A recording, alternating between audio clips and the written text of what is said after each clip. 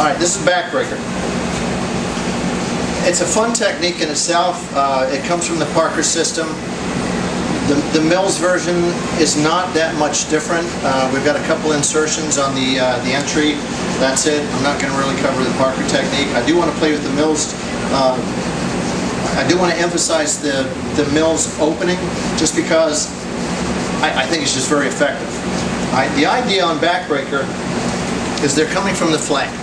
And that punch is coming straight in. It's a committed attack, trying to rock your head off.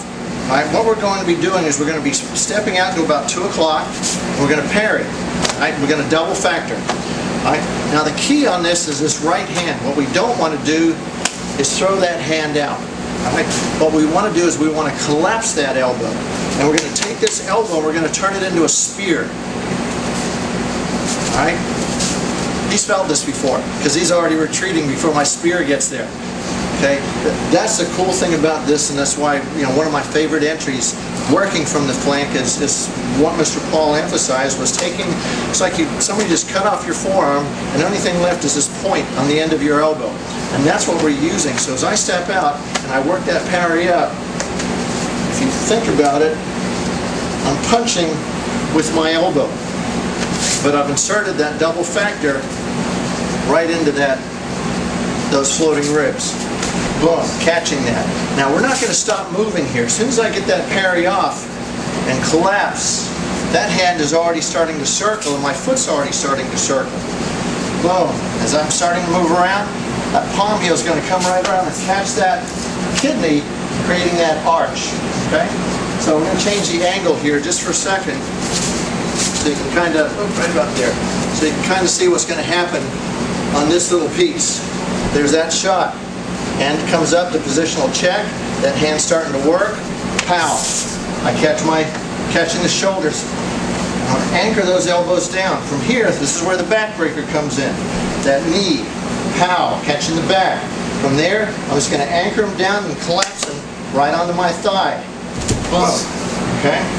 Nice and controlled. This is kind of cool in itself.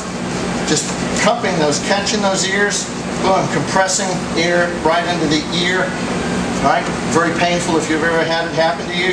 From here, there's the chiropractic adjustment, crank, sword hand, eye hooks, rolling back knuckles. Now these rolling back knuckles are going to happen as I do my step to reverse and allow them to drop. So as I do my eye hook, I'm going to come back, and as I go back, I'm going to hammer, and he's going to fall right on my knee and knock himself out as I start to roll over and catch those claws, and there's the book. Cover out, stomp, and then exit out of town. Hopefully you got all that on that little piece of video. Let's come back over here real quick. I'll move a little quicker so you don't get whacked in the back of the head this time. Alright, let's change the angle one more time, so we can kind of catch it from the front and you actually see what's happening. Punch comes in, parry him, out, hit, crank, boom, drop. Hit, twist, chop, eye hooks, and now the eye hooks, boom, kick, or step off, stomp, and then work your way around. That's the book. Now a little bit, let's see, tried at a couple of different angles here so you can kind of get an idea how we're going to do this at speed. Alright, we'll do, actually let's do it from this angle. Alright, that punch is going to come in.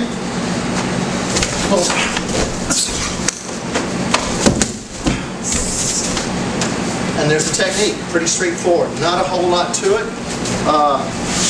You don't see this one very often at testings, just for the fact that it's very violent.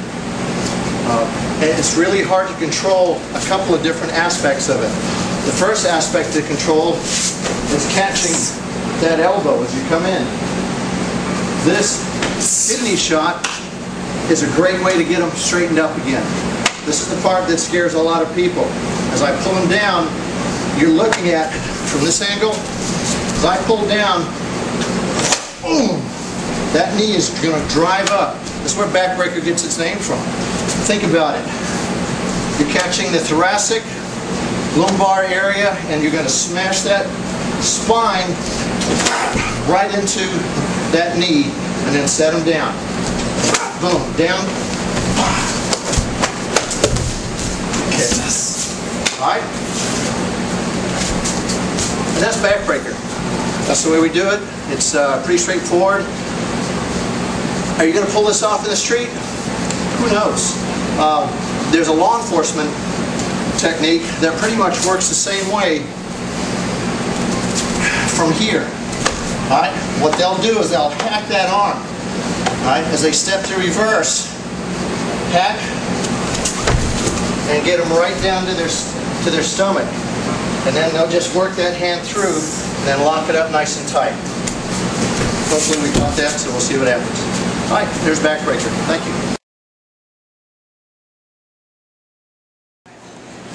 Alright, one more little piece on this. Distance. It's, when you're being flanked or attacked from the flank, your depth perception is definitely off. It's not as, in order to get full depth perception or full distance recognition, you pretty much got to turn your head to get both eyes on the target. One eye doesn't give you depth perception. Both eyes give you depth. Right? One of the ways I've taught this technique is straight out of slipping the mace, or a variation of slipping the mace. When he throws that punch, boom, I just step off and drop that in. There's my check, and get that thing loaded up, and then I can snake around and catch that kitty. So again, that's just another little option. If you see it coming in, he comes in, boom, just drop into position, get that thing loaded, and then take off and go around. So again, there's several ways to enter, but they all require a significant amount of depth perception to find out how far away he is and where you need to be to get your weapons on target. Long range, short range. If he's projecting in, he's short range. If you step back, you can adjust the depth accordingly. So there's a couple different ways to play with it. All right?